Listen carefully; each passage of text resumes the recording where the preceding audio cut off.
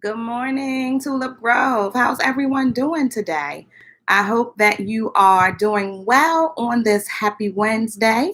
We are so excited. I am so excited that you are here with me this morning for Happy Wednesday. So, one of the things, I don't know if you heard yesterday on the announcements, but we have a lot going on in the month of February. It's a short month, but we've jam packed it with lots and lots of things. And so today, I just want to take a moment to just talk to you one more time about some of those things. The first thing that I want to talk to you about is the Great Kindness Challenge. And it warmed my heart to start my day with an email from one of my tigers about how she wants to spend her great kindness challenge. I thought it was a great idea. And so shout out to Sylvia, who texted Ms. Coffin this morning with a wonderful idea that she has. Also, so I want you to make sure that you're doing things that are kind for people. And I know right now we're still in the pandemic and there's still lots going on and we're wearing our mask and doing all those things, but Miss Murdoch sent you a list of things that you could do. And so I hope that you will pick some of those things and do them to spread kindness and joy. I'm certain that together we can make this world a better place. I also want to say to you, happy Black History Month. It's Black History Month, and this is the month where we celebrate the contributions of African Americans to our society. There are so many everyday things that we use that come from African American inventors, and our fourth graders are highlighting that this month. And Ms. Robinson sent me a PowerPoint of people that they're going to meet and engage with every day this month. So the thing about cultural months, though, is it's that we have all these different months with different designations on them. And the reality is we have 365 days in a year. So we can learn about things that we're interested in whenever. But this is the month where we focus on that. And so I want to just say happy Black History Month to you all.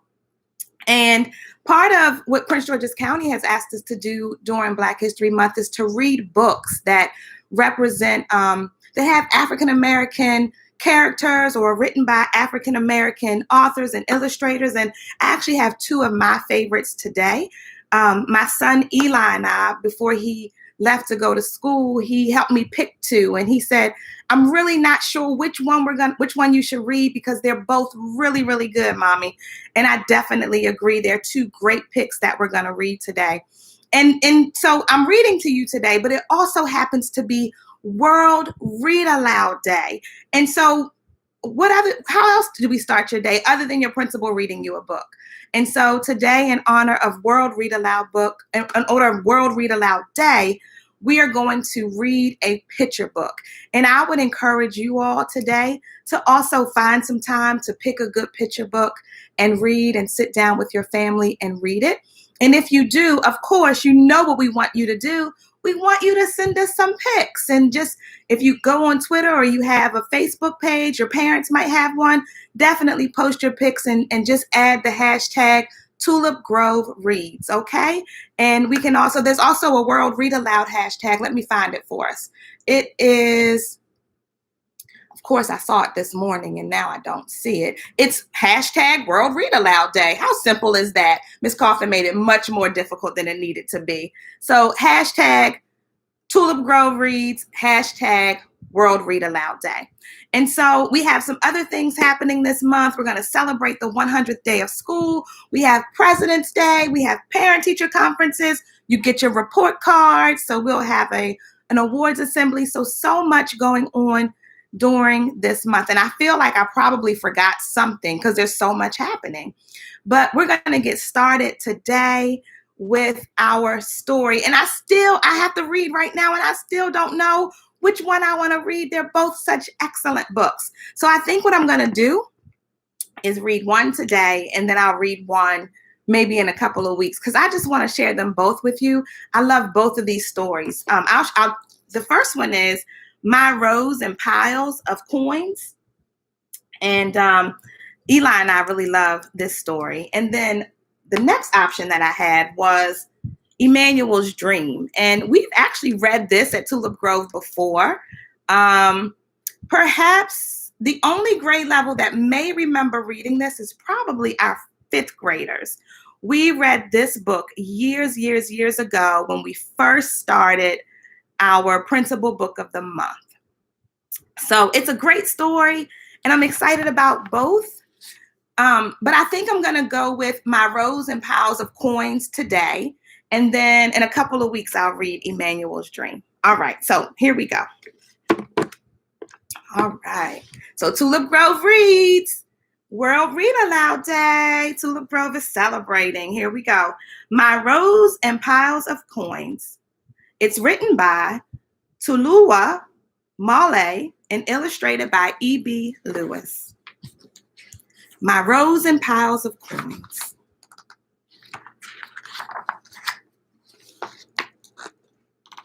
After a good day at the market, my mother, Yiyo, gave me 5 whole 10-cent coins.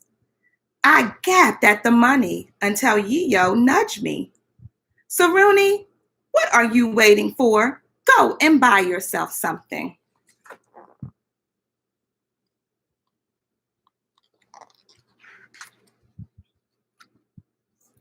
I plunged into the market. I saw roasted peanuts, chapati, rice cakes, and sambusa.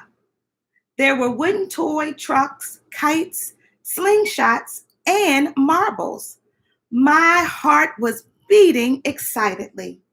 I wanted to buy everything, but I clenched my coins tightly in my pocket.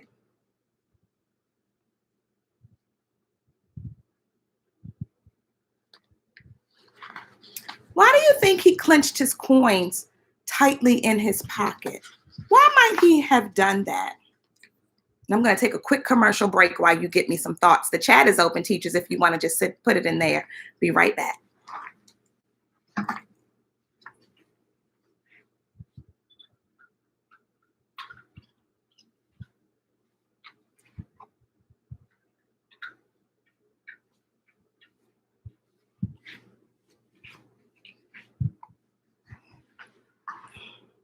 Good morning, Miss Weinberg's class. They said good morning to Miss Coffin.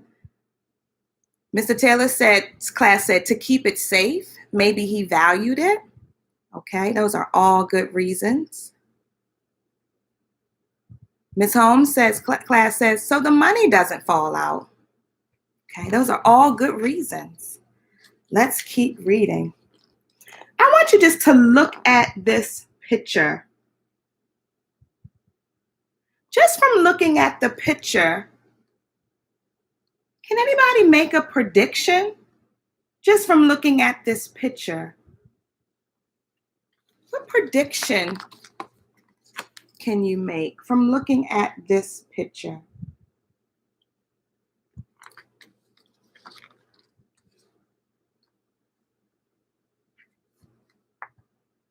Okay. See what predictions come in. And while we predict, I will keep reading. All right, it says, at the edge of the market, I stopped. In a neat, sparkling row stood several big new bicycles. One of them was decorated all over with red and blue. Let's see, we have some prediction coming in. It says he wants to buy a bike. He wants one of those bikes. Someone said in Miss Holmes' class, he wants to spend it wisely and maybe buy a bike. Let's see where this story goes. That's what I would buy. For some time now, Moratti, my father, had been teaching me to ride his big, heavy bicycle. If only I had my own bicycle. A gruff voice startled me. What are you looking for, little boy? I turned and bumped into a tall, skinny man who laughed. I was embarrassed, but I hurried back to my Yiyo. That night, I dropped 5 10-cent coins into my secret money box. It held other 10-cent coins Yiyo had given me for helping with market on Saturdays. By the dim light of the lantern, I feasted my eyes on the money. I couldn't believe it. It was all mine. I emptied the box, arranged all the coins in piles, and the piles in rows. Then I counted the coins and thought about the bicycle I longed to buy. So those predictions were correct.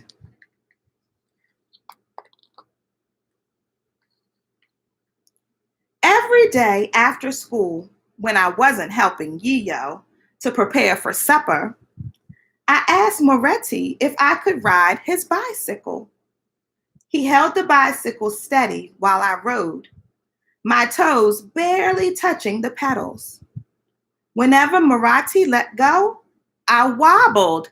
And what do you think happened when he wobbled? Yep, he fell off or crashed into things and among coffee trees. Other children from the neighborhood had a good laugh watching me. Go on, laugh, I thought, sore but determined. Soon I would be like a cheetah on wheels, racing on errands with my very own bicycle. It's some great language in this paragraph. I'm going to read it again. He said, good. He said, go on and laugh. I thought, sore but determined. What does that mean? Sore but determined. Let me get some thoughts in the chat about that language. It's very rich. He was sore but determined. What do you think that means? What is he going to do?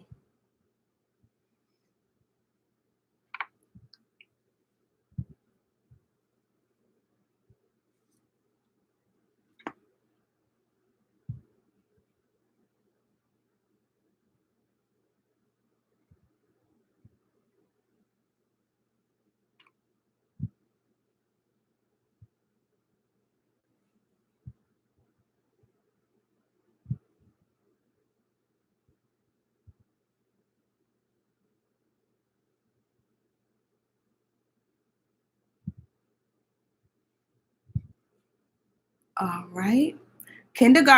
First grade checked in. Miss Segretto's class. And thanks for sending the picture, Miss Segretto. Miss Segretto's class checked in and said, it means he's going to keep on trying no matter what. I like that. He's tired, but he's determined. He's going to persevere, is what Mr. Taylor's class said. Miss Balsam's class said, he really wants to ride his bike, and he's going to keep on trying, even though that body is hurting. And Miss Robertson's class checked in and said, he's going to keep practicing and not give up. And Miss Parr's class checked in and said, he's sore from falling, but he's not going to give up. His body's hurting, but he's going to keep going. And Miss Holmes' class said, he fell and he feels broken in the moment. Such fifth graders, broken, that's even more language. Broken in the moment, but he's going to keep going. Yes. The other part that I like here, the other language that's really rich is when it says, soon I would be like a cheetah on wheels. What if he's going to be like a cheetah on wheels? How do you think he's going to be moving? A cheetah on wheels. How's he going to be moving? And look, this is what he looked like when he fell.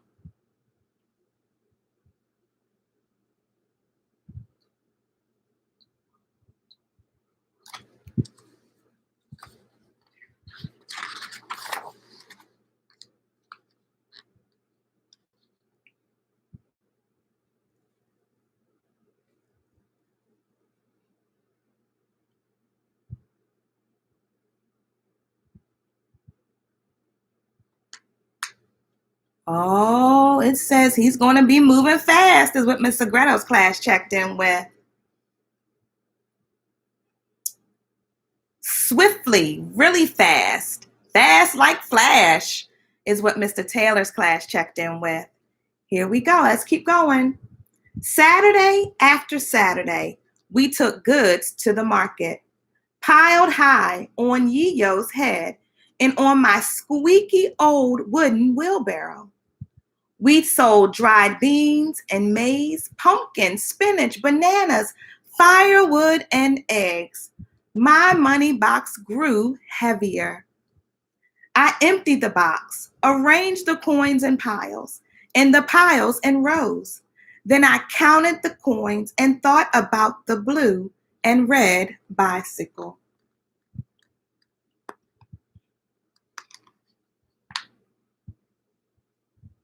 I want you to make a silent prediction. No checking in this time. Do you think he's going to have enough money? Do you think he's going to have enough money?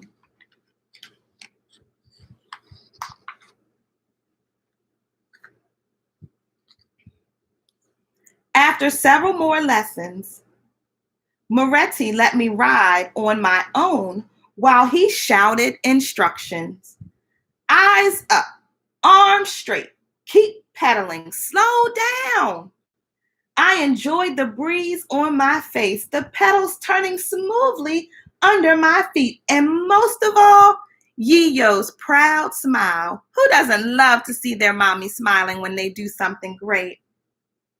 She looked at me ride with such pride. How surprised she would be to see my new bicycle, and how grateful she would be when I used it to help her on market days. What do we know about the boy and Yiyo's relationship? Yiyo is his mother, and we haven't quite talked about yet the setting of this story. But if you've been looking at the pictures, perhaps someone can tell me where they think the setting of the story is. Just based upon their clothing, going to market, maybe even their names. Where might this story take place? So we have two questions right now. The first one is, where do you think the story might take place? What continent, maybe? And then the second question is, what kind of relationship does the boy and Yiyo have? If you haven't quite figured it out yet, Yiyo is his mother. So I'll give you a moment to check in.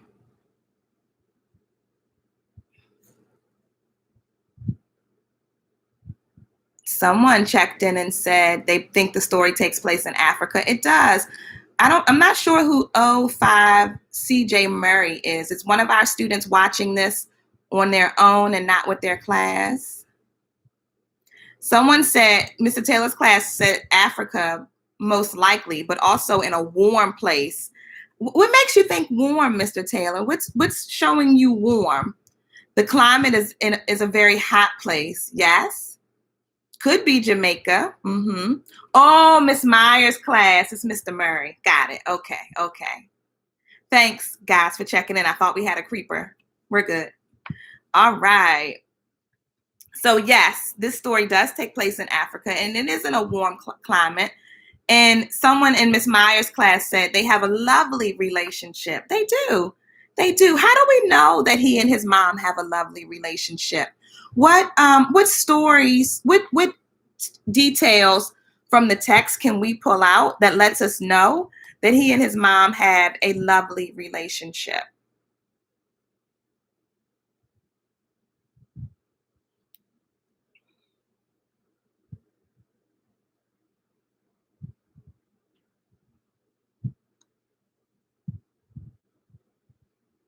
Okay.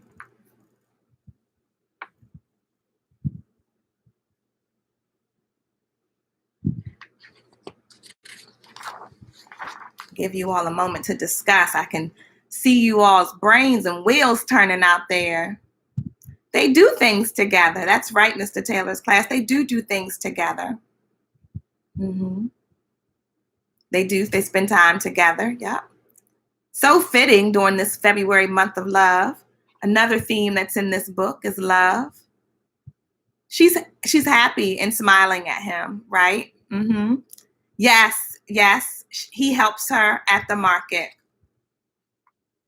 Great. Great. All right, let's keep going. The heavy March rains come.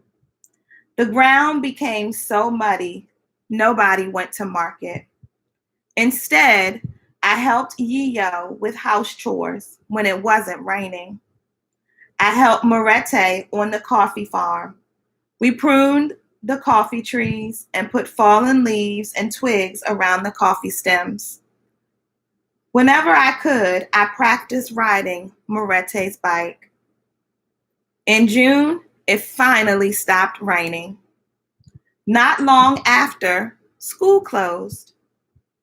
Our harvest of fresh maize and peas, sweet potatoes, vegetables, and fruits was so big. We went to market on Saturdays and Wednesdays, and my money box grew heavier.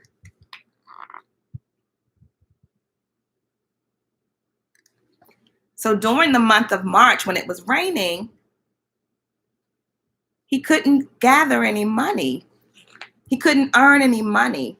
Can someone tell me what type of relationship is that? When we talk about text structure and we talk about in March, everything changed. It went from making lots of money and going to market to it being a rainy season, not going to market and not being able to save money. What type of text structure is that we see in that part of the story? I know some of you have been working on it, so I wonder if you can identify the text structure in that sequence. March came, the rain came, no going to market, no money earned. Can you tell me what text structure that is? Take a moment to, woo, look at third grade checking in. They said they think it's cause and effect. I would agree. Can you tell me why? Why is it cause and effect? Why is that cause and effect? What was the cause and what was the effect? Take a moment to discuss that in your class. What was the cause and what was the effect? Yay, Miss Possum's class checked back in. What was the cause and what was the effect? That's right. The rain caused them not to be able to go to the market. The effect was if they couldn't go to the market, they couldn't sell their goods. And if they couldn't sell their goods, he could not earn his coins. Great job. Great thinking. Great thinking. The rain was the cause. That's right. That's right, Miss Myers' class and Mr. Murray's class. I emptied the box, arranged the coins in piles, and the piles in rows. Then I counted the coins and thought about the bicycle I would buy. He's still saving that money. I wonder if he has enough yet. A few days later, I grew confident enough to try to ride a loaded bicycle. With Moretta's help, I strapped a giant pumpkin on the carrier behind me. When I attempted to pedal, the bicycle wobbled so dangerously that Morete alongside me had to grab it. All right, Surani, the load is too heavy for you, he said, and I got off. Mounting the bicycle to ride back to the house, he sighed wearily and hard on my bones, which were getting too old for pedaling. I practiced daily with lighter loads, and slowly I learned to ride a loaded bicycle. No more pushing the squeaky wheelbarrow, I thought. I would ride with the load tall and proud on my bicycle, just like Morete.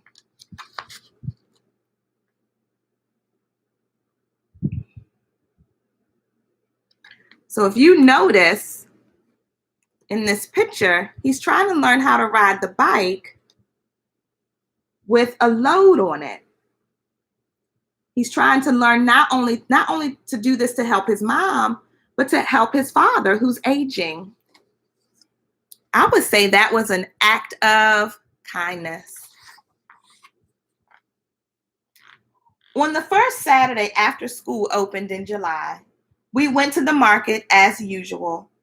Late in the afternoon, after selling all we had, Yi-Yo sat talking with another trader. I set off into the crowd. I wore an old coat Moretti had handed down to me for chilly July days like today. My precious coins were wrapped in various bundles inside the oversized pockets of the coat.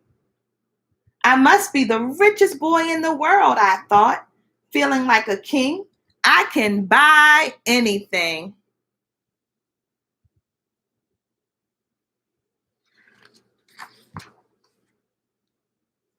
The tall, skinny man was polishing his bicycles as I came up. I want to buy a bicycle, I said, and brought out my bundles of coins. The man whistled in wonder as I unwrapped the money carefully on his table. How many coins have you got there? Proudly, I told him. 305. 305, he muttered.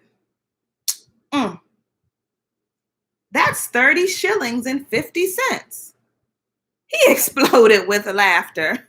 A whole bicycle for 30 shillings and 50 cents?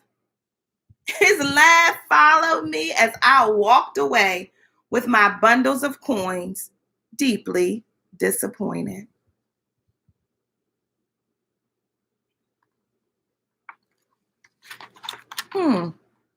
He doesn't have enough money for that bike. Sounds like we have a another tech structure. Sounds like we have a what? Sounds like we have a problem. And if you have a problem, somewhere in this book, the next thing we're going to see should be that's right, a solution. Let's keep reading to see.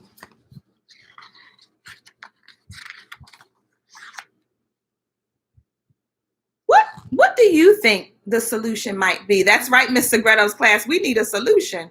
We sure do. Miss Richardson checked in. We need a solution. Let's make a prediction.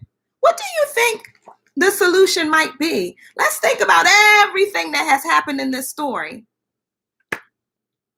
Saruni has a great relationship with his family. We know he really wants the bike. He's been saving those coins. He's been dedicated to learning how to ride the bike so he can help his family. What might our solution be? What might the solution be? What do you think the solution might be? I wonder. I'm going to give you a moment to talk about it because I want to hear it before we read the last part of this story.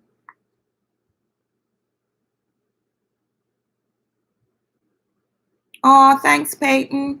Peyton just sent me a shout out. She told me, thanks for being the best principal ever. She really loves Happy Wednesday.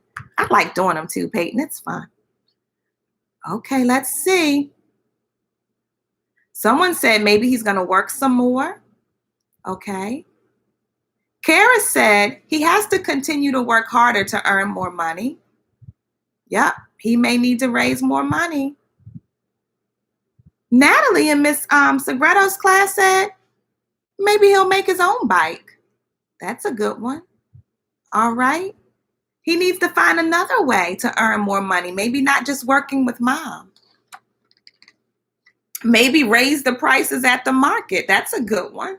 Let's see what happens. On our way home, Yi-Yo asked, "What's wrong?" I had to tell her everything. "You saved all your money for a bicycle to help me?" she said. I could tell she was amazed and touched. "How nice of you."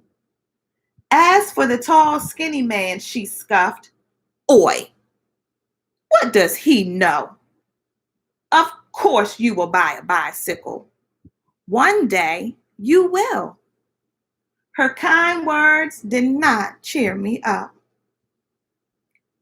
The next afternoon, the sound of pika pika filled the air. Tuka, tuka, tuka, tuka. I came out of the house and stared in astonishment. Moretti was perched on an orange motorbike.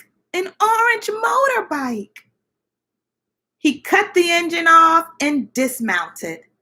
Then, chuckling at my excited question about the pika pika, he headed into the house.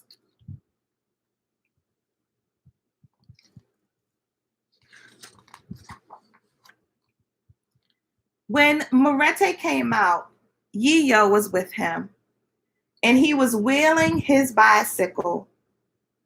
Son, I want to sell you this for 30 shillings and 50 cents. He winked at me. Surprised, I stared at Moretti. How did he know about my secret money box? I hadn't told him anything. Then suddenly, I realized the wonderful thing that had just happened. My bicycle. I have my very own bicycle, I said, and it didn't matter that it wasn't decorated in red and blue. Within moments, I had brought Moretti my money box. Moretti gave Yiyo the box. Yiyo in turn gave it to me. Puzzled, I looked from Yiyo to Moretti and Yiyo again. You're giving it back to me? Yiyo smiled. It's a reward for all your help to us. Thank you, I cried gleefully.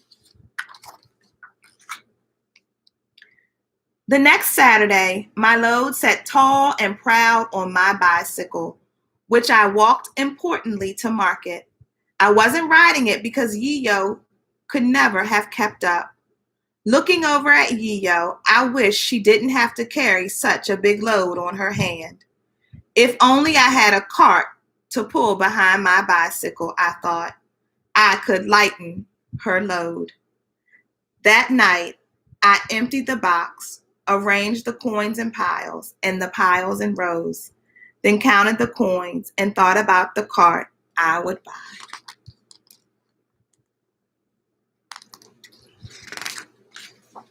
The end. So his dad got a new bike, and then he gave Saruni his bike. And then his parents gave him back his money.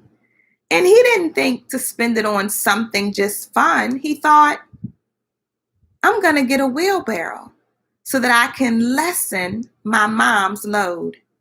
Now, I want us to think about that for a moment. What do you think it means to lessen someone's load? What do you think that means, to lessen someone's load? It's great words of wisdom. It's appropriate words during this month of kindness. What do you think it might mean to lessen someone else's load? Mr. Taylor's class checked in and wrote words of the wiser. I think they're making a connection to the story that they've been reading in class.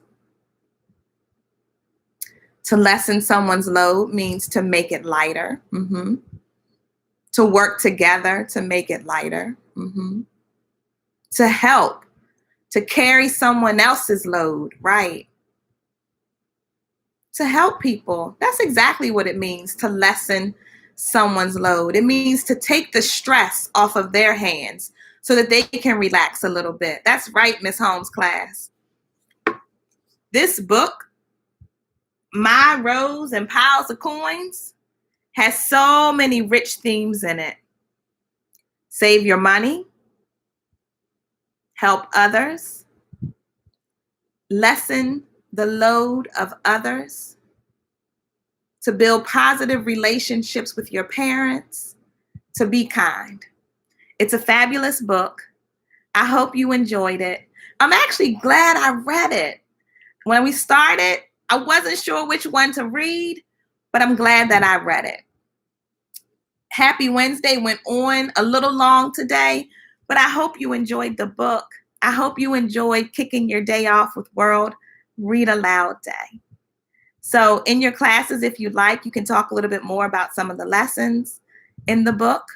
And I know you need to get started with your health and your small groups. So as much as I don't want to say goodbye, I'm going to say goodbye. I hope you like the book. If you like the book, you can let me know in the chat.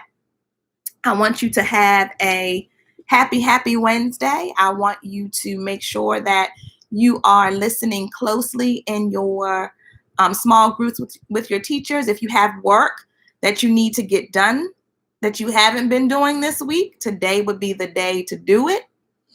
And make it a great happy Wednesday on purpose. And I look forward to seeing you tomorrow with your bright smiling faces. And remember that Mrs. Coffen loves you with all my heart, and I mean it. Have a great rest of your day. While you all are checking out, fifth graders loved the book and thought it was amazing. Mr. Taylor's class checked in and said, we loved it. Great themes. Yes, it was a great book.